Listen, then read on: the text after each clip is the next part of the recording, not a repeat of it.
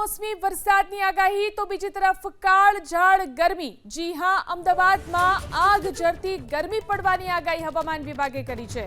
અમદાવાદમાં આગામી 3 દિવસ ગરમીનો પારો 42 ડિગ્રી સુધી પહોંચી શકે છે। હવામાન નિષ્ણાતો મુજબ આ સપ્તાહના અંત સુધીમાં અમદાવાદનું તાપમાન 43 ડિગ્રીએ પહોંચવાની સંભાવના છે। રવિવારે અમદાવાદ શહેરનું તાપમાન 40 ડિગ્રી નોંધાયું હતું। બપોરના સમયે આકરા તાપને કારણે શહેરના રોડ રસ્તાઓ સુમસામ બન્યા। લોકો આગ વરસાવતી ગરમીથી બચવા બપોરના સમયે બહાર નીકળવાનું ટાળી રહ્યા છે। આ તરફ 41 ડિગ્રી સાથે રાજકોટ રાજ્યનું સૌથી ગરમ શહેર નોંધાયું।